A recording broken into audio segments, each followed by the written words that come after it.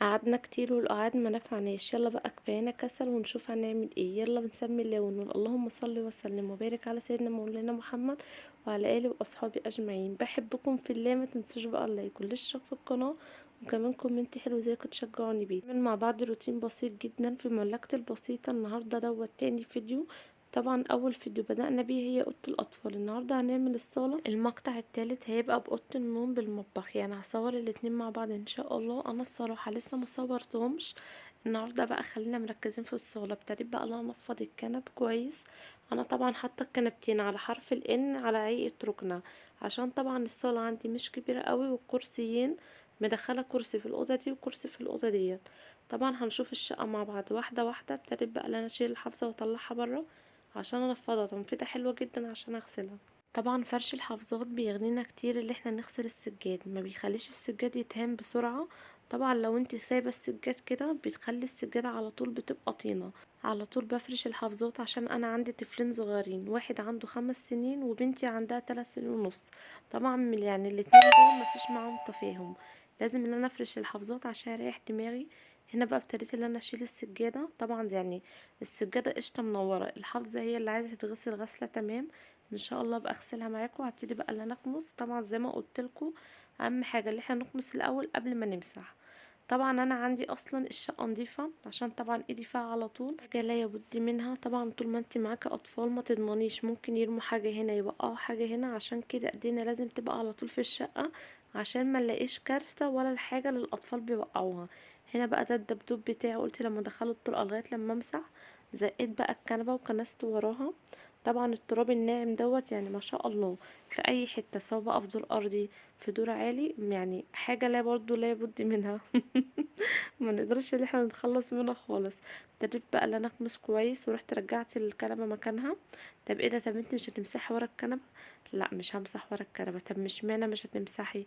عشان انا اصلا كنت يعني قبلها بيومين مسحه، بس يعني لقيت اللي هو السيراميك ورا اصلا الكنب نضيف، وانتوا حتى لو دققتوا اصلا في السيراميك هتلاقوه اللي هو نضيف، يعني مش مستاهل ايه اللي انا امسح وراه وكده. انا كنست بس عشان لو الاطفال معين حاجه كده او كده، وهمسح بس الجزء اللي في النص.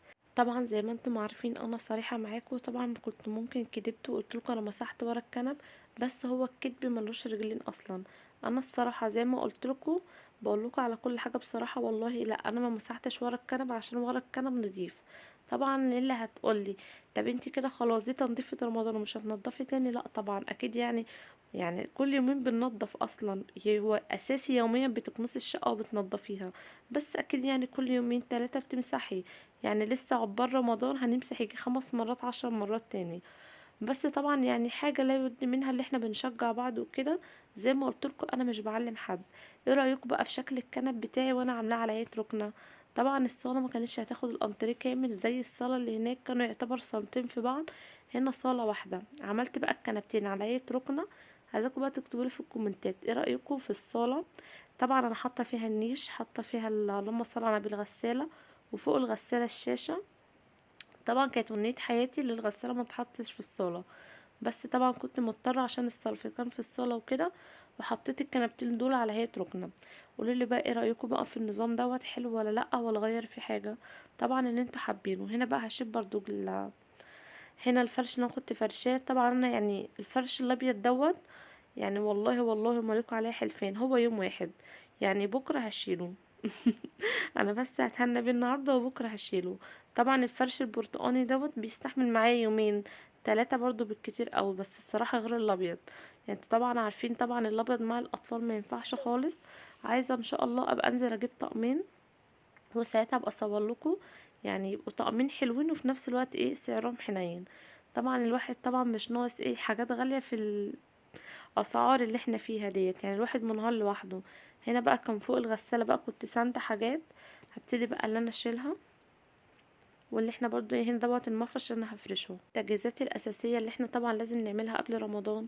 طبعا تحت مثلا الحاجات الكبيره، تحت مثلا الانتريه، تحت السراير، ننظف الدولاب مثلا لو مكركب، مثلا لو النيش مثلا عندنا عايز يتعمل، دولاب مثلا المطبخ مكركبة نعملها نرصها، عشان طبعا الحاجات الكبيرة دي تطلع من دماغنا.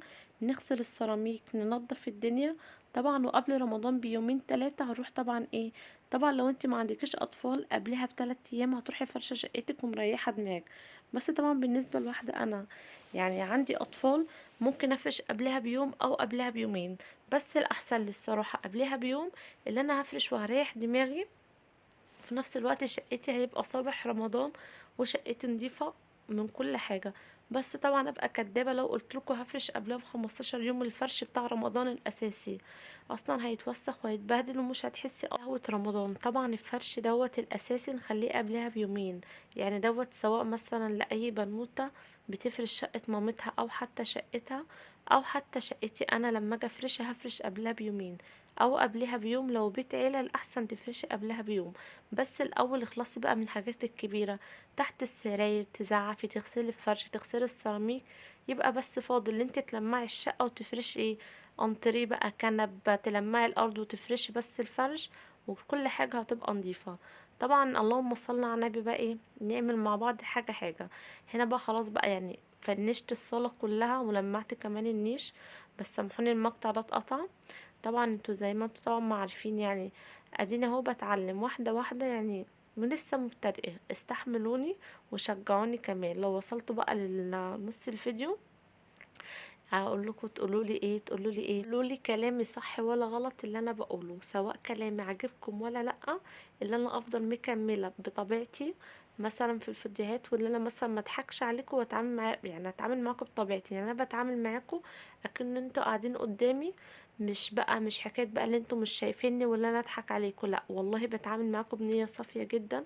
طبعا دي الحقيقه يعني، ما انا ممكن افرش من دلوقتي وارجع اشيل الفرش تاني، يبقى انا كده خلاص يعني حرام عليا الناس اللي هتعمل زيي. لا انا بعملكم بما يرضي الله.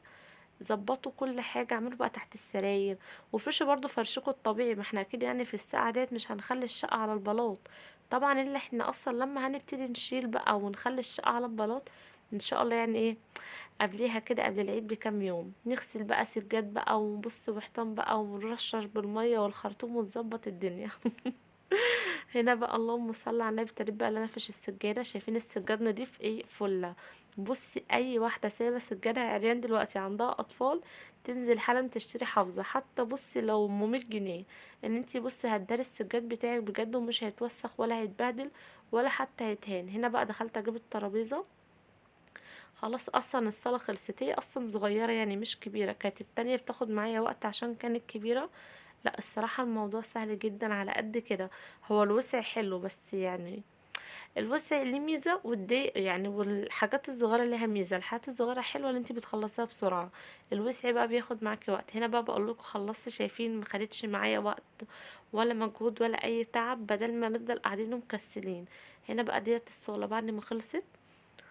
عايزاكم بقى تقولوا لي ايه بقى رايكم، لو في اي تغييرات عايزه مثلا تتغير اكتبوا لي في الكومنتات ولا انا اغيرها معاكم. طبعا يعني اهم حاجه عندي عينكم اللي تشوف تبقى مرتاحه للمكان. هنسمي الله، وعايزاكم بقى تحطوا لي كومنتات حلوه قوي كتير، ما تنسوش بقى اللايك والاشتراك في القناه. فانزاتي حبيباتي بحبكم قوي في الله، مع السلامه، اقابلكم الفيديو اللي جاي.